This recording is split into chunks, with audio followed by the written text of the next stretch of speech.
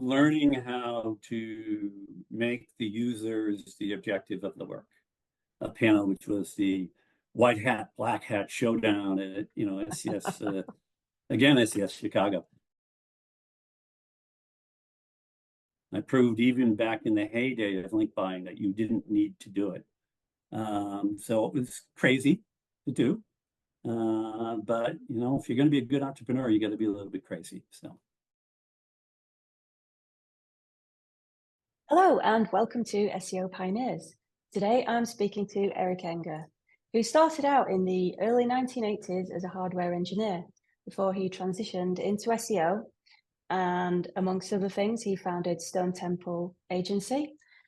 And Eric is probably best known for being the lead author on The Art of SEO, alongside Stephen Spencer, Jesse Stricola, and Rand Fishkin. Currently, Eric is also writing a book with the same publisher titled AI and SEO, which should be very interesting, out later this year. Eric is self-explains himself as a geek that has learned to navigate the world of business. And in 2016, Eric was awarded the US Search Personality of the Year. And Eric has given a lot to the industry over the years, and he's got a very interesting story as to about how that came about. So first of all, I'm going to say, hi, Eric. It's fantastic to have you here. I must confess, I've been a bit of a fangirl of yours for many years. I've read a lot of what you've written. And so I'm really, really excited and interested in hearing your story in our conversation today. So welcome to SEO Pioneers, Eric. Oh, thank you, Shelley. I'm actually excited to be on. I think it's a great series that you're running. Great deal of fun to hear people's stories. So just feel privileged to be a part of it. Thank you. So I'm going to jump straight in, Eric, and I'm going to say that, I'm going to ask you,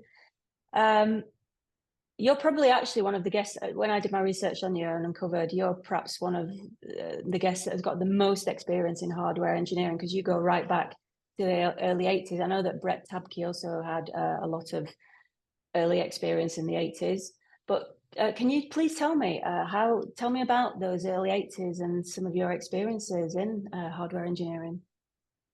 Sure, happy to. I graduated with an electrical engineering degree. So how that played out is I ended up working for a company called Megapulse, which is a company that manufactured Lorenzi transmitters, which is what you used for navigation before we had GPS everywhere. PC board designs and actually enjoyed doing that. So these were from scratch designs. We know we needed something to do something, and I had to lay out how that would work and make sure we met the design tolerances and all that. And it was good and fun work. But kind of where it started to change for me is at one point I was responsible for creating a particular board that had a very tight tolerance in the allowable voltage in the output signal, like a 1% tolerance. And you need to buy really special components for that. And there were a lot of stages in this board. So I ended up writing a Fortran program to model the board and figure out what tolerance levels I could afford to have on each of the components to ensure that the output tolerance level was met. And it was, a little bit addicting having created this program. It was fun thinking through how to do it, and it worked well. It solved the problem, and it's sort of like maybe I want to do a little more of the software engineering stuff. It's kind of what went through my brain at that point. So what were you, did you have experience of bulletin board systems or anything like that? Or what were your first experiences of the internet? So I didn't do a lot of BBS. I certainly was aware of them and tinkered with them. But honestly, I was working in a company called Phoenix Technologies. And as people started talking to me about, well, we need to have email. You got to have an email. And it's like, okay, well, what do I need an email for? And then, of course, you start using it, and it becomes very, very compelling. So I'm sure for most people today, the idea that email was compelling and new Like, what are you talking about? But yes, it was at the time. And that was sort of another situation.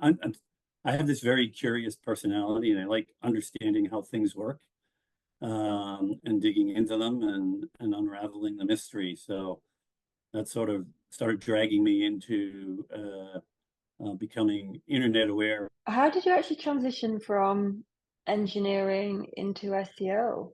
That was, yeah, how did that come about? Yeah, so that's a little bit of a story. So I mentioned I was working at this company called Phoenix Technologies, and what they make still, I believe, is a chip called the BIOS, which stands for Basic Input Output System. It's a ROM chip. And when you turn on your PC, it's not true for Apple, they do something different, but on any Windows-based PC, it's actually the first software that the hardware starts executing. Physically, the hardware, the CPU itself is wired to jump to an initial start address in memory. And that memory is typically a ROM-based memory, or nowadays a RAM, a flash RAM-based memory that's battery-backed. But anyway, it's a fixed address, and that's the first code that executes. And that code starts the process of initializing the whole computer, like, making sure the monitor is set up properly and the keyboard input is chip is working, and all kinds of different things. And I became the lead for the engineering team there after being there for a couple of years. And the company went public in 1986. And I did pretty well by that, actually. You know, I didn't make enough to characterize myself as being rich, but if you'll excuse my way of putting it, I got what some people refer to as FU money. So I could be much pickier about, what I chose for work and the like, and so I spent I did that for like 5 years. But what happened is the business grew beyond really what I was ready for at that time as a manager, and it got a little bigger than I was prepared to handle. And the senior management of Phoenix came to me and delivered the hard message to me that they needed someone else to run the team. And honestly, that was a bit of a dark time for a year or so while I was sorted that out for myself, because a little bit of a shock. I wasn't prepared for it.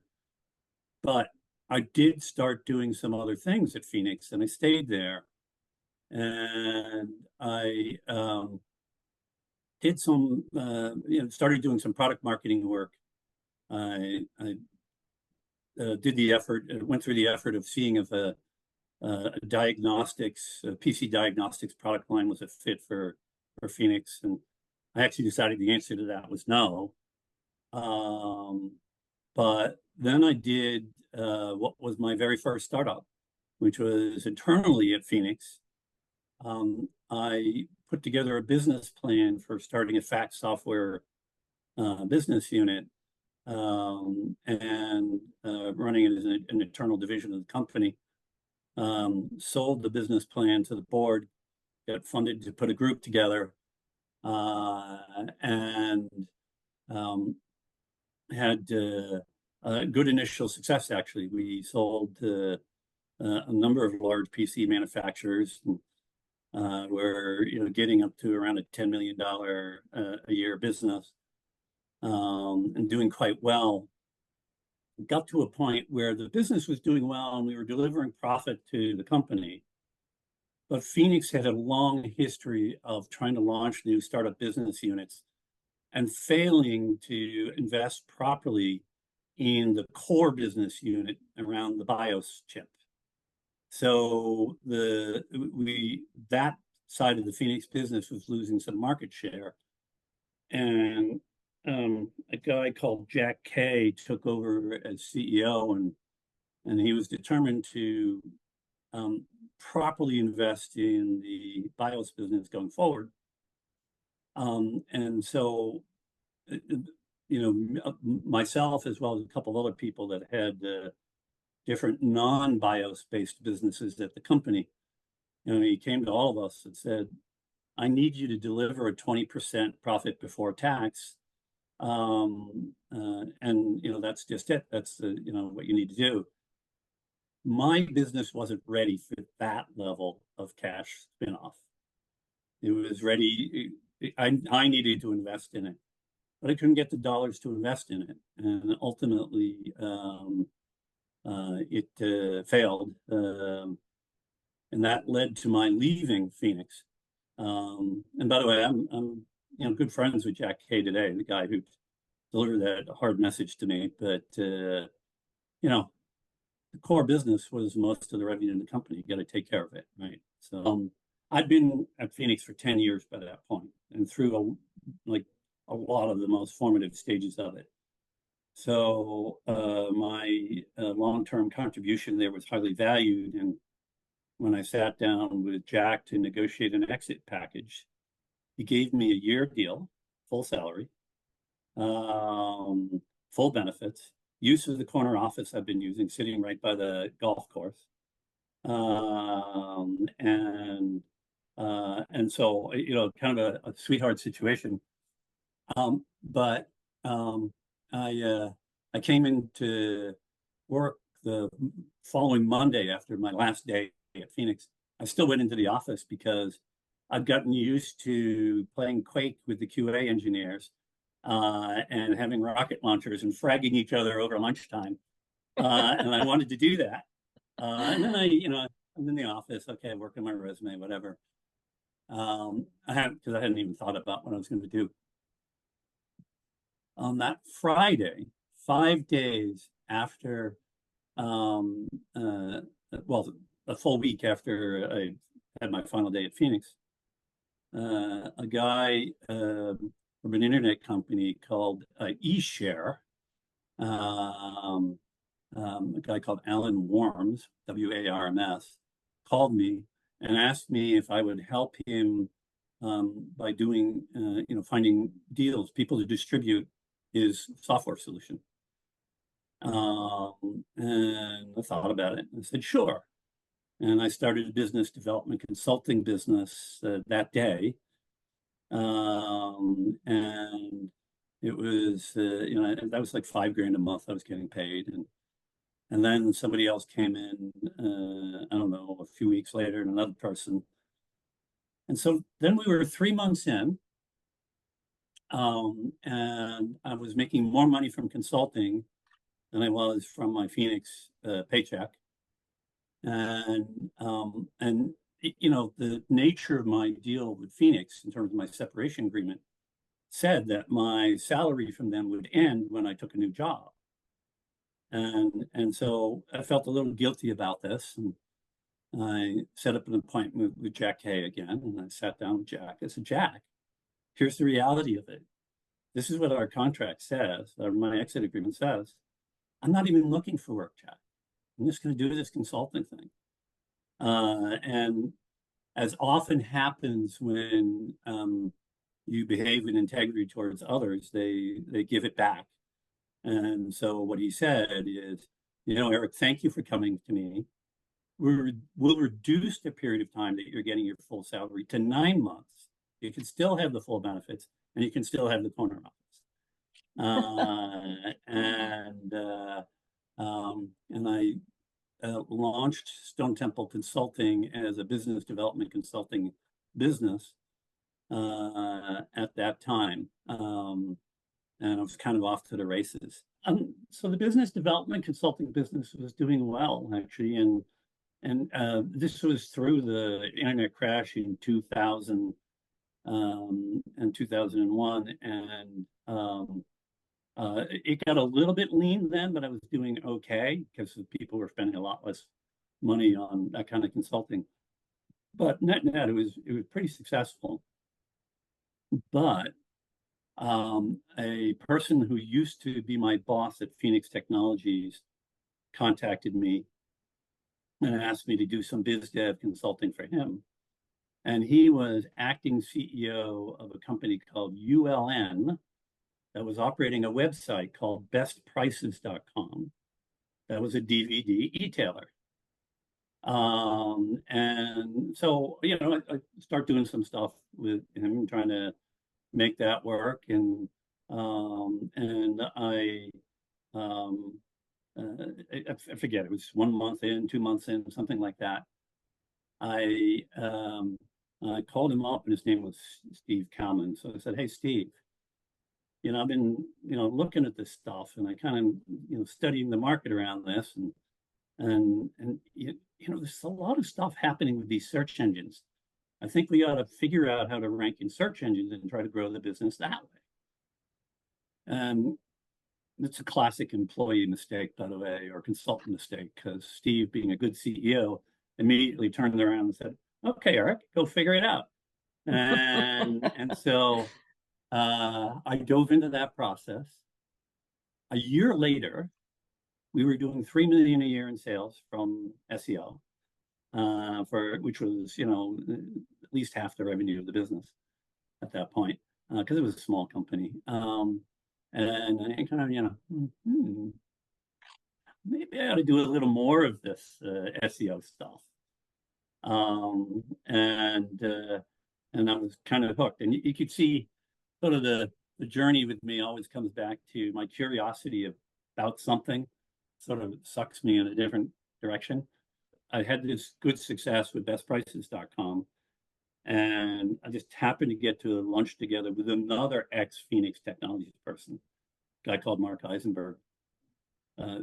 Also had done some experimenting with SEO, and just having lunch and shooting the breeze, and somewhere, you know, 2/3 of the way through the conversation, we just happened to bring up, you know, this SEO stuff, and you know, he was very entrepreneurial in mindset, and I was, for reasons that's another story that's worth sharing. But you know, very quickly during the course of this meeting, I mean, it was just a lunch meeting. We'd probably get together for an hour and a half, and it's the last 20 minutes we started talking about it. And before we left, we decided to launch a website together and see if we could do something with it. And we did our first website. That was a site called online-motorcycle-parts.com. We launched the website. It was just an e-commerce site. We had a third-party supplier that we were working with. And like within 7 days, we were ranking number 2 for motorcycle parts in Google. Because, you know, it was just like, we used the phrase motorcycle parts a lot. And you know, we use phrase variants, and the text. First of all, we were selling what we were, you know, never misled anybody about what we were selling, but we were a little over the top on, you know, text usage and those sort of old-fashioned tactics, and it did pretty well. But we started the next site, education-online-search.com, which is kind of where we first got off to the races. And it was just the two of us. He was a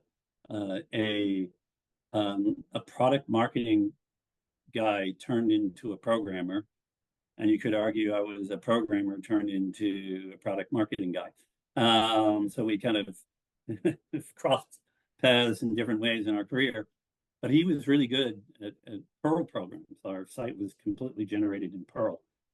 And we had a deal with a company called Quinn Street, which was a major provider of educational leads to the schools. So they had the relationship directly with the schools, and then we had a relationship with them. And then we'd have a lead form that we'd send them to, and when it converted, we'd get, you know, a fee. And the fees we were initially getting paid were around $7 which was a steal. We were being robbed by Queen Street at that point because they were getting, $80 or, something ridiculously different than the pittance that they gave us. But in terms of the creation of the site, it's just the two of us, right? So we have a page, a site with 500 pages. I wrote by hand the content for all 500 pages. So at this point, we were a little less in we'd evolved beyond massive keyword repetition. The search engines had gotten beyond that. But things had evolved in the direction of links. And so, we started doing some things to get links. And, how do people in that era start? They start by swapping links. So we did that old-fashioned thing where we built a directory of internet stuff on our site. And we'd swap links from that page to, get a link from these other pages. And we had a summer when we got into that where I personally managed all aspects, including the implementation of the links on our side, of 1,000 link swaps. But I stumbled upon something which became my role in it wasn't known as a story, but I had a role in became a famous industry story involving the Stanford University student newspaper. So I happened to stumble upon that newspaper, and I noticed at the bottom, there were two of every page. There were two text links, which clearly had been sold because it had nothing to do with the newspaper. They were, rich anchor text pointing to somebody's site. So I said, well, that looks like a good thing. So I called the Stanford University student newspaper offices and spoke to someone and said, hey, we see that you are linking to these two things down here. And I'd love to pay you to have our links added there. They had no clue. They didn't, what are you talking about? I mean, we don't know how to do that. I mean, it's student run, so it's constant turnover in the people that are involved in running it. So over a 3-month period of time where I kept getting back to them, I gradually taught them how to do it. And then I forgot about it, but I ran into another famous industry person, Patrick Gavin, who had a business called Text Link Ads, and they were selling links. And I found that through him, I could buy links on a whole bunch of additional student newspapers. So we done that on our university websites and did that across 8 sites. And one point, we were doing 700 leads a day, per day, in a business that had 2 people. We were doing ridiculously well. Then came December 14th, 2004. Logged onto my Queen Street account to see what the story was for leads the day before. And the answer was 0. It was gone. Yeah, that was a very dark moment in that business, shall we say. But what it did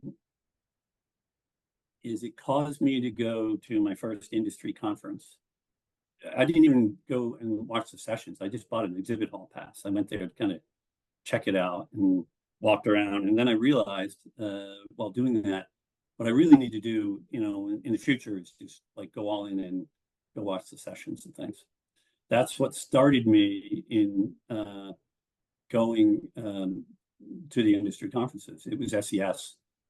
So I went to my next industry conference in that, and I bought a full pass. I made a point of going and sitting at the session where Matt Cutts was presenting. That's back when he was just on a panel. Certainly not long after that, he evolved to a point that they would never think of having him on a panel, but that was the case at the time. And I had prepped for it, and we had been working our butts off to fix the problems with the site. We'd cleared out all the bad links, improved the content. We had earned links from 7 state Department of Education websites here in the US. I sat in the front row, and I forget who the moderator was, but they get to the point. So let's give our audience a hand. And exactly as I said that, I was out of my chair, and I was the first person to talk to Matt. And he appreciated my sincerity. Said, "Well, let me take a note about that." And said, "Oh, well, no, you don't need to do that. Here's a document, with everything." He still took a note, but I kind of caused something to trigger in his brain that I'd done all this work, right? Went away and nothing happened. And then I went to another conference, and Matt was speaking at that, and I sat in the front row. And when the moderator starts saying, "Let's give our," and I'm like, I'm already out of my seat. First one to talk to him. Did that another couple of times, and then it came to another December the following year, SES Chicago, same routine, went through it, and we kept working on the site and improving it. And oh, by the way, in the meantime, we had purchased the paid inclusion service from Yahoo, which they had acquired from Inktomy and converted into a service. It supposedly didn't impact rankings, but it guaranteed indexation. And I had learned paid search, and we were spending 30 grand a month on paid search of our own money. And if you want to get really good at paid search, spend your own money, and you will get really good at paid search. Right. But anyway, that fateful, December 2005, had another conversation with Matt, and went to bed, and woke up the next morning, and we were back in the index. Matt has never said a word to me about it. I've never said a word to him about it. I can't confirm anything, but the timing is at the very least curious. And that is, I had already become a bit of a purist SEO in terms of very much a purist SEO in response to the experiences we had. But that put me into a place in my life where I needed to give back, because we actually ended up doing very well in the end of that website, with that website, and we sold it in 2006. I knew that all three of my kids' college educations were paid for. Just felt a great deal of debt from that overall experience, and I've been relentless in terms of my messaging about the right way to do SEO since then. Can I just clarify, Eric, what year did you say this was? 2005? 2005 is when we got back in the index. And then February 14th, 2006 is actually when we sold the business. So how long did it take from when you sat in that chair and you had 0 leads coming in, when you'd been removed from the index? How long did it take from that point to when you got back in again? A year. A year, okay. And so when you were removed from the index, did you understand straight away that it was the links? Did you know that? Or did it take you some time to figure it out? How did you actually figure out what you've been doing wrong, and how did you figure out what you should do? I don't think it took very long to realize that it was links that was the cause. It might have been a matter of days, or maybe I knew right away. It's a little fuzzy to me, but we knew that we had dug ourselves a hole, and part of that is, I didn't fill in this detail, but it was our third strike. We had actually been had sites of ours, not education online sites, but those sites tossed a couple of times and gotten them back in. So we kind of learned from this what Google really wanted. And quite honestly, looking back at the overall experience, it gave me a perspective, not really on how to view SEO, not just as a way to make lots of money, but what should I really, in a more holistic sense, be trying to accomplish? And that really is about adding value to people. and you publish a website. That website should be adding value to the audience. Yes, be smart about SEO and do the things where you're going to rank, and it's foolish business practice to not do that, not be aware. Certainly the right technical things, and you create great content, promote it, and make people aware of it.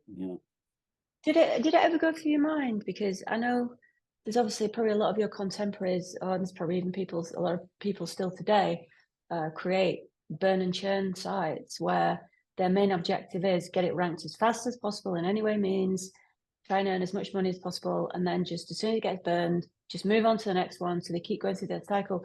You were making you had 700 leads a day at, what was it, $7, $7 a lead. Was there any point that you actually thought, okay, let's just burn that, we've lost that one, let's quickly get the next one up and running and do it all again? Yeah, we never seriously considered just burning the site and starting over. As I mentioned, we got the Ink to Me feed set up with Yahoo, and that brought us enough money to for the business and to live on and do maybe not as well as we were living before, but we were okay. And then the pay-per-click stuff brought in some additional margin. I think we were running at about a 30% margin on that. I think really, even honestly, from the very first conversation with Matt, even though he didn't do anything about it, at least at that time, felt a certain amount of encouragement that it could be done. So, would it have been easier to do it another way? Maybe. Don't know. It worked out. So. From where I'm getting from this is you don't have a spammer mindset, whereas for some people it is just a case of just putting a website up there, ranking it as quickly as possible, making the money by other means. But from the way you're talking, and I've read your content for a long time, I've never had the sense from you that you have that spammer mentality of just trying to rank and make money. It seems to me that you are really motivated by doing something of value. Yeah, no question about that.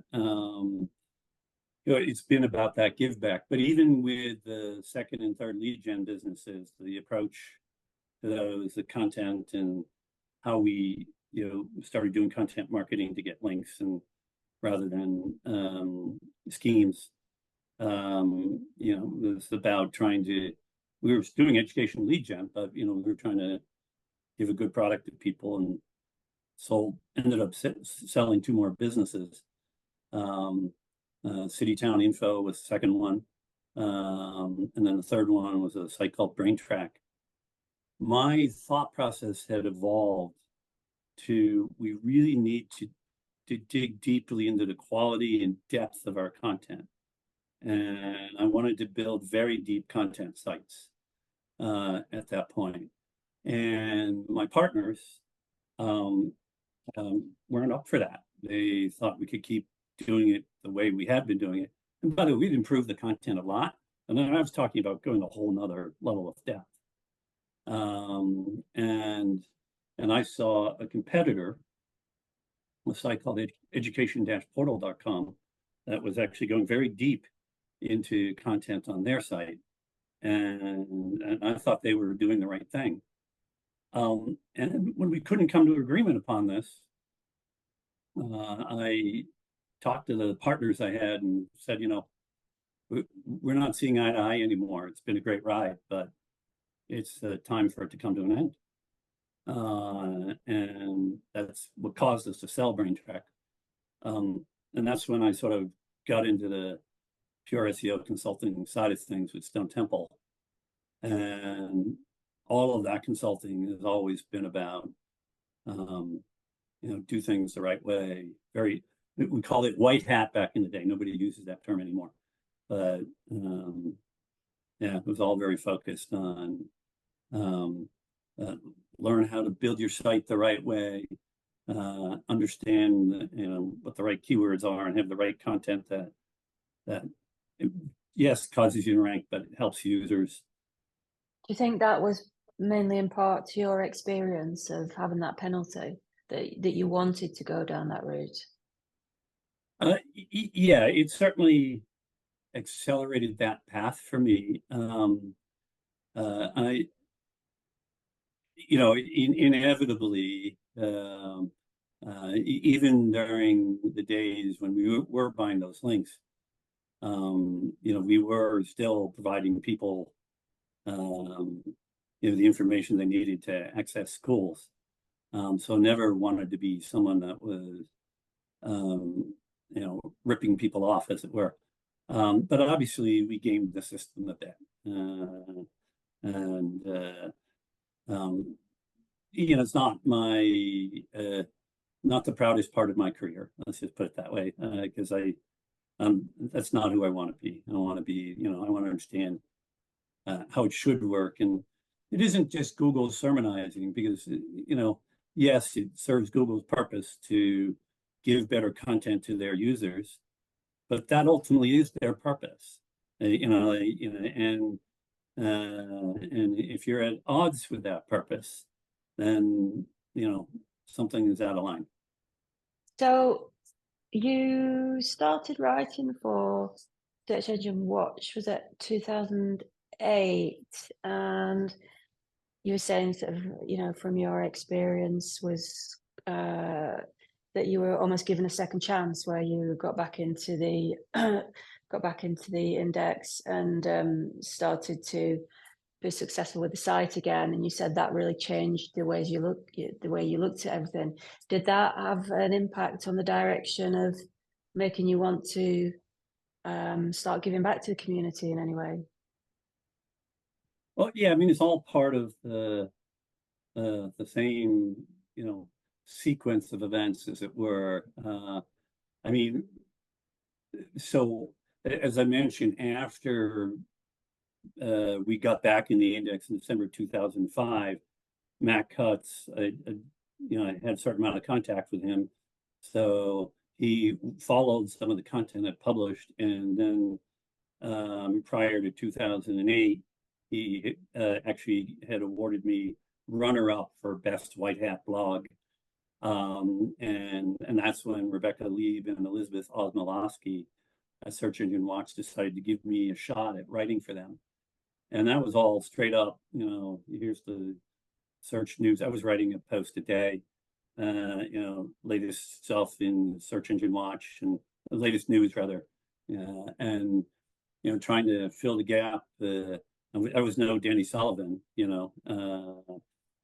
but they needed someone to lift some weight, and I did that, and it put me in a position to communicate about things a certain way. Certainly had much more of an audience than I did on my site, but also had gotten to a point where, because I had begun to develop some visibility from the positions I was taking with Google itself, I had a certain amount of visibility developing inside of Google, and I managed to get to a person there called Shashi Seth, S-A-A-S-H-I, Seth, S-E-T-H, who was responsible for the program launch of Google custom search engines. And I got pretty developed a strong expertise in the custom search engines, and I managed to get Shashi Seth to persuade me to interview him and publish it on the Stone Temple blog. And so that was my first interview of an industry luminary, if you will. And he later, by the way, had a VP role at Yahoo, so he had quite a notable career. But building on top of that, I've started being able to interview some other people, because I interviewed this guy from Google. I mean, surely I'm good enough for him. I'm good enough for you, right? And then Danny Sullivan noticed that I had this expertise in custom search engines, and sent me a couple of leads because I was the custom search engine guy. So but that was a little too niche to make a large business out of. So I found ways to expand that and get into other areas. I had a guy join me, a longtime friend of mine named John Biando joined me to help me with Stone Temple, and we worked on growing that together for a number of years. The first speaking engagement I had at Search Engine Strategies in San Jose resulted because I'd been following this other guy called Rand Fishkin, and I've been a bit perky saying, "Hey, Rand, Then finally one day he wrote a post that said that, surely someone would want to get the 10,000 links and 40,000 social shares that would result from doing a study comparing how analytics programs measure traffic and the differences between them." I was the first response, and I said something like, I got you covered. I'm going to do this. And it turned into hundreds of hours of work, by the way, because getting sites lined up to agree to run multiple different analytics programs at the same time, and the tracking of all the data and doing all that was very intense. But I did it, and I published a thing called the Web Analytics Shootout. It didn't get 10,000 links or 40,000 social shares, by the way, but it did attract Rand's attention that I had followed through on what was obviously a massive effort. And it got my first speaking engagement at Search Engine Strategies in San Jose. And at that time, I'd done some speaking before, but in a very different context. I was terrible, but I didn't completely alienate everybody, and I managed to get some other speaking engagements along the way. I had one panel where Dave Naylor and Greg Bozer and I and one other guy on a panel, which was the white hat, black hat showdown at SES, again, SES Chicago. But all the while, the continued messaging was received well by people at Google, and they understood that this was more than a tactic for me. And I think that resonated a lot. And as I said earlier, when you give to someone or give back to someone, strangely enough, sometimes it comes back your way. Ultimately, I founded and built, with the help of partners and 3 different lead gen companies. And after fixing the early problems, never bought a link, never spammed a thing, and did extremely well. So I proved, even back in the heyday of link buying, that you didn't need to do it to build a successful business. The one thing I wanted to ask you about is just stepping back quite a bit. It was the Art of Publishing. The Art of SEO. It was 2009. That book. Hey, that thing. Was it 2009, the original edition? So have you just rewritten the 3rd edition, or is it the 4th edition? 4th edition, just published. So the original one, 2009. How did that come about, and how did you become the lead author? Because you were the lead author alongside Rand Fishkin, Stephen Spencer, and Jesse Stricchiola. Yeah, Stephen Spencer and Jesse Stricchiola. Yeah. So what happened there is, between things like the web analytics shootout and starting to speak and writing at Search Engine Watch and the interviews I was publishing on my blog, and also had started settled on doing data-driven research studies and attracting a lot of attention to the business that way. I developed a certain amount of notoriety. And back in 2008, Rand and Stefan had decided to collaborate on a book and persuaded O'Reilly to do, let them publish through them. And separately, Jesse Stricchiola had signed an agreement with O'Reilly for the Art of SEO title, actually. But they were having trouble progressing, both parties. So then O'Reilly put Jesse together with Stefan and Rand, and they tried to do something, but it was also just going too slowly. So what happened at yet another SES, and I'm tempted to say that it was SES Chicago yet again, because I think that's the right timing. In fact, I'm quite sure it's the right timing. It's like the November or December conference it was at the time. Stefan came up to me and said, told me about this project involving him and Rand and Jesse, and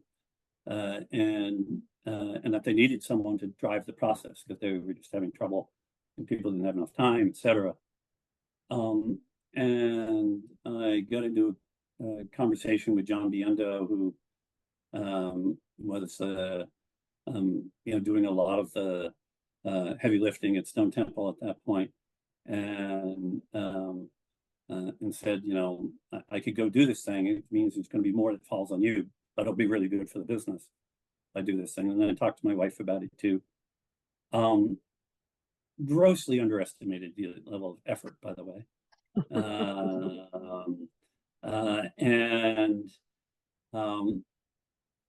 Once I had agreement, I went back to Stefan and said, okay, I'm in. And the understanding was that I would be the last named author. I said, okay. 13 weeks later, I had written the first draft of all 13 chapters. I heavily leveraged, stuff that each of them had previously published, but I mashed it into a single book. And the review process started, which this is a lot of what you underestimate with a book, is how grueling that will be. And then dealing with all the issues around images and getting them right. And so I was thinking it would be, really hard for 3 months. It was really hard for 9 months. Before we got to the point of it publishing, I didn't bring it up, but I think Rand might have brought it up, that he didn't think it was appropriate that I be the last named author. And I said, yes, I given that I've done the great majority of everything, I don't think that's appropriate either. And I spoke up, and so Stefan wanted to be first named author as well. So we had we were very mature about the whole thing. It wasn't anything of a fight, so to speak. But we needed a way to break that deadlock. And Jessie suggested it. She said, well, your letters are both, close to opposite ends of the alphabet. Let's take tomorrow's New York Times headline, and whatever the first letter of the first headline is, whoever that's closest to will be first named author. So this is the very odd algorithm she chose. So I woke up at 3 in the morning or 2 in the morning and went online to look at the New York Times online, and see what it was going to be. And of course, the first letter, I forget, it was like an F or something. And I have saved a copy of that paper. It's here somewhere. I'm just going to find it quickly enough. Every other headline on the entire edition that day began with the letter S. The only one that didn't was the main headline.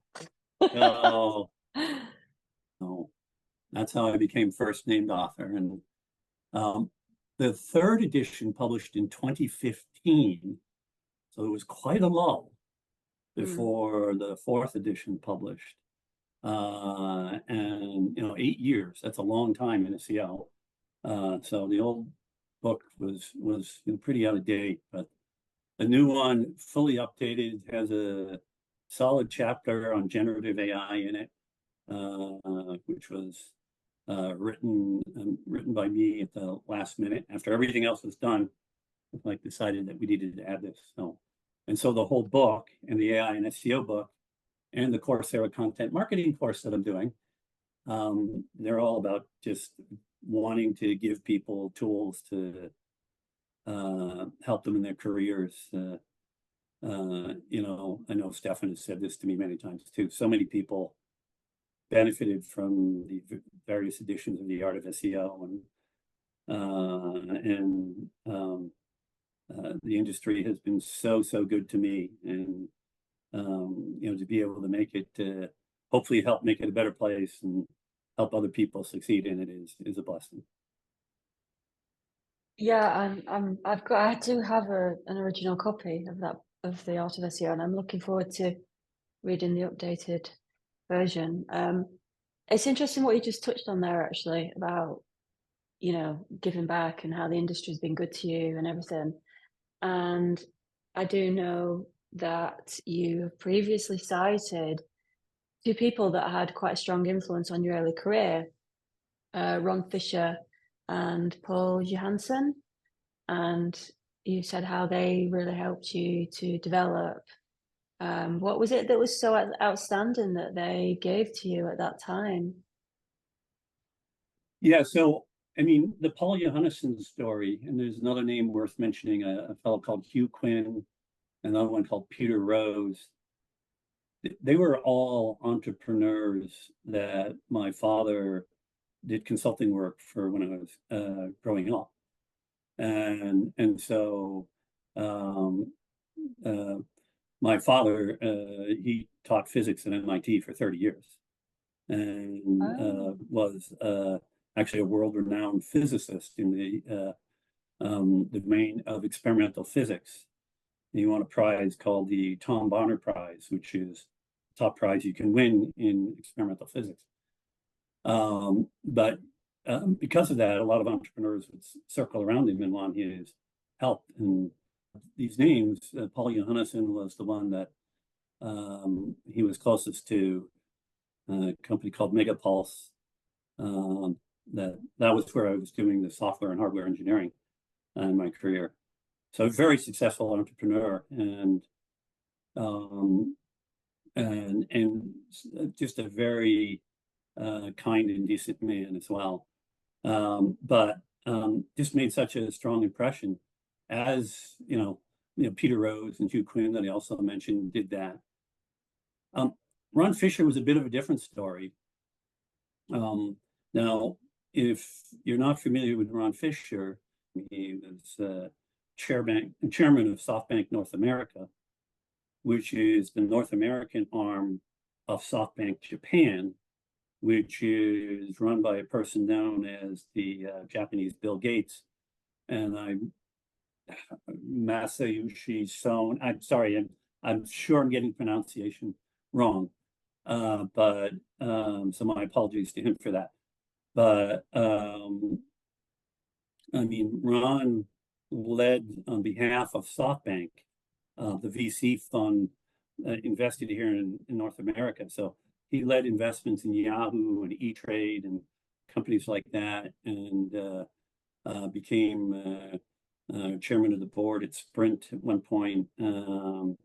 And it's just brilliant businessman, far beyond my level of expertise, just because of the scale of what he's done. But there was a period of time where he was brought into Phoenix Technologies to be the CEO of Phoenix Technologies. And that was when I was working there. So Phoenix had its own interesting little sub-story in that after it went public, a management team came in that learned how to manipulate Wall Street, but they did it in a way that was not good for the long-term health of the business. Ron, who, CFO type background, came in to take over as CEO and did a brilliant job of turning the company around and returning it to health. And after I sold the board on my first startup with them, and I did a couple of them, Ron was my direct supervisor for 2 or 3 years. And it was a privilege to see it's just another person that has an enormous amount of grace and kindness, and yet such a strong command of business. And it was a privilege to work for him as well. And seeing those, it was inevitable. I had to be an entrepreneur, and it was a little bit difficult when I was leaving Phoenix to go down that path, and my intention was to take a job.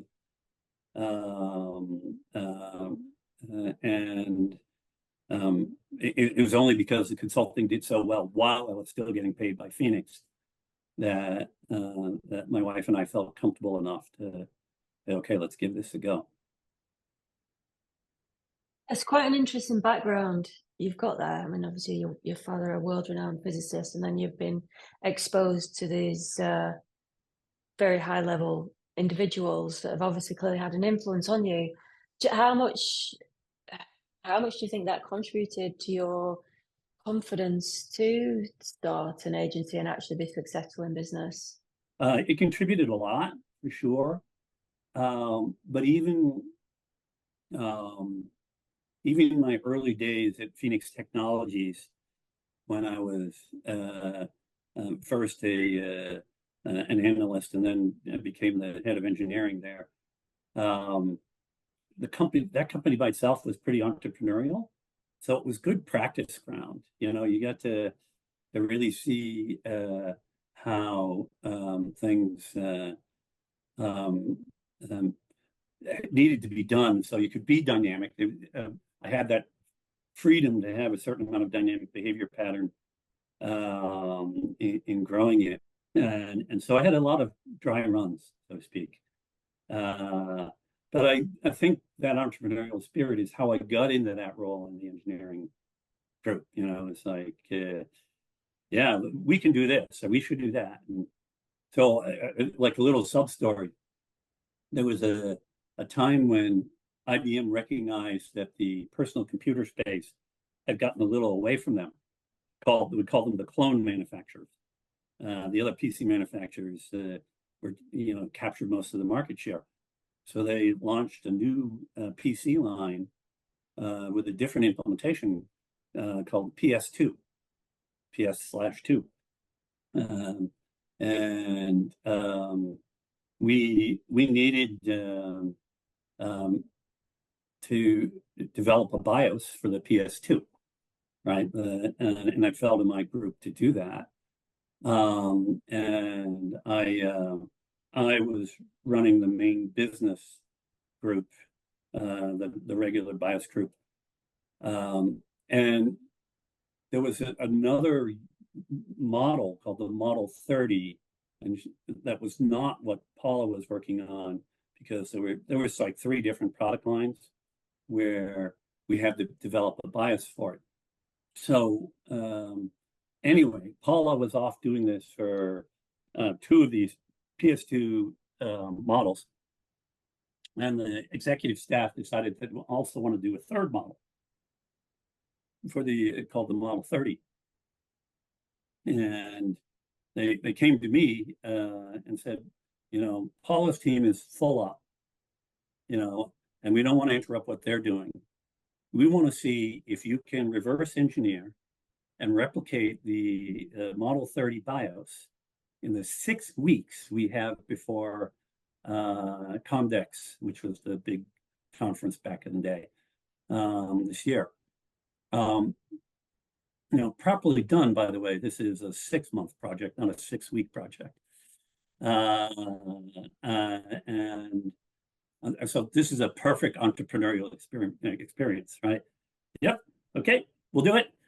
And Suzanne LaFerriere, I think the name was, Dave Boltzmann, Jeff Kleiman, and I all went to town, and I was the analyst, so I did all the decompilation and writing specs, and the 3 of them wrote the code. And we were able to boot a Model 30 BIOS 6 weeks flat. So it was crazy to do. But, if you're going to be a good entrepreneur, you got to be a little bit crazy. So anyway. So SEO obviously changed. It has changed and it hasn't changed in the last 25 years. Do you think it's changed a lot to where we are now from when you began? Well, it's very much come of age. And Verge article notwithstanding, that article where they lambasted SEO as I'm not recalling the right words, but they basically said nothing but negative things about SEO, and all SEOs drive Lamborghinis and they take advantage of people, etc. What we've really learned as a culture to do for the great majority of SEOs is help companies that have websites understand how to navigate the technical challenges of being crawlable by Google and the marketing challenges of building your visibility so that you can market your products. And that's just marketing. And there's bad marketers too, right? And so the bad SEOs are still out there. They're still doing it. They're still doing churn and burn websites. But the great majority of us are really concerned about doing the right thing. This is a very loaded question, and we haven't got a massive amount of time to talk about it, but how much of an impact do you think AI is going to have? Because obviously you're working on the new book at the moment with the same publishers as The Art of SEO, and the book will be titled AI and SEO. How much impact do you think it's going to change? Do you think? Well, at the moment, we could do a whole nother call on this, by the way. So I'll try to do the very short version of it. We need to recognize the limitations of generative AI, such as it is today, right? It's still very prone to errors. I just published a study in Search Engine Land on this, by the way, where I hand-checked across 5 different generative AI tools how well they responded to 44 different questions. And I did detailed accuracy verification and completeness verification. And you're certainly not going to use, not if you care about your customers, certainly not going to use generative AI to publish a whole website or publish web pages without having significant review, and shouldn't. The underlying core here is statistics. The statistical probability that one word follows the next is how this stuff is constructed. It's not really constructed from knowledge, and that defines its limitations. So there are things that need to happen around having a model for the real world, which AI solutions do not, right? And having the ability to be creative in an appropriate context, which AI solutions do not, because they don't know how to weight the value of a randomly generated idea, right? So, but they can be very, very powerful in streamlining your operations. Because if you understand the limitations, but you use the power, you can significantly increase your ability to produce more content while improving its quality at the same time. And it's just by having the right human review in those processes and using AI to make the human more accurate and effective, and ensure that they don't forget to bring up important things. And I know a couple businesses. I'm integrally involved in study.com as one of my projects that I'm doing right now, where it's becoming an AI-centric organization. But again, all constrained around overdoing it. So back to SEO. First of all, that relates to SEO from the point of view of content generation. You can generate more content and better content at the same time. And that's what makes AI disruptive here. And you can create a better user experience. And you can also reduce the cost of writing code, which can help in site creation. And that includes things like hreflang code and schema and this kind of stuff. So there's a lot of things you can do with AI to help it streamline your operations for SEO. And that's the way I think it should be done. Are you using a generative AI to help you write your book?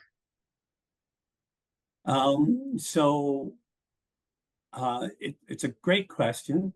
I have not been doing that out of the gate, but it's probably a good idea for me to use it to help me make sure that I'm not forgetting important subtopics.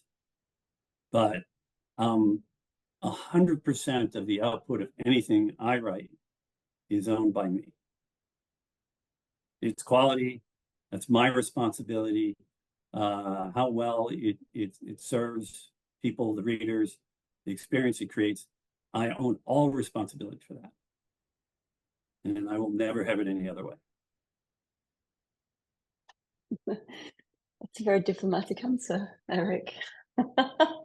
No, it's a tool. You can use it, but I mean, yes, yeah. I'm not relying on it. I'm going to check everything. But I mean, ask it to generate an outline. Oh, I forgot about including that in my outline. Brilliant use of AI, right? I'm just very interested in your answer that you gave before about how you feel that employing generative AI to help you produce more content and to integrate it into the process so that you can be producing more content and more high quality content. I'd be quite interested to know how you think that process works. Obviously, we've not got a massive amount of time to go into that now, so I will look forward to reading your book to find out all about that. Yeah, no, but the short answer is, you can use AI to generate 3 outlines on something you're interested in. And I would do 3, and then have a subject matter expert come in and create the best of those, plus add their own insights. Then you can use AI to take that outline and generate a content brief to give a writer, which will add extra elements. And then have a subject matter expert clean that up and send it off. And then you could even have AI generate drafts of the article. And then have a subject matter expert go through and clean all that up. That last part depends on how good a job you do with putting in your prompts, guiding the AI to understand your brand voice and how you like to message and what you think your audience is, and requires a lot of work. So, I mean, that's the rough idea, is you got to own it at every stage, and just use it as a tool to help you brainstorm. Yeah, I mean, I've been experimenting with it, and as a content producer myself, and I keep trying to get it to write content, and it's a support tool, but it certainly can't just write something straight out of it's not an easy replacement, as I've found so far. It's not there for me yet in what it needs to do. Eric, it's been, I could carry on talking to you. There's so many more questions I have. But I think I know that we are running out of time now because I know you have to go. And there are so many more things I wish I could ask you, but I think we're going to have to wrap up there. And I mean, is there one thing you would like to just say about looking back on the very early days, in the industry and when you started out, or, through your entire career? What's the one thing that really stands out to you that you're most proud of? Um, it's going to be a very Google-ish kind of answer. Um, Learning how to make the users the objective of the work. And that's the best way to generate a great business result from many different perspectives. And that's just something that I feel very passionate about. And the people that I consult with still, I only dabble in consulting these days. They'll ask a question in a certain context, and they know the answer, how the answer is going to start. Because, well, here's how we're going to make sure that we, make this the best experience for our users. And it's like, I say, okay, Eric, we got past that. Now let's get into the other aspects of it. So, all right. But if you want to schedule more time sometime, I'd be happy to do that. I would love that. I think I will reach out, Eric. So at this point, I am going to say to you, thank you very much for being my pioneer, Eric, and it's been fantastic to speak to you. And thank you so much for having me.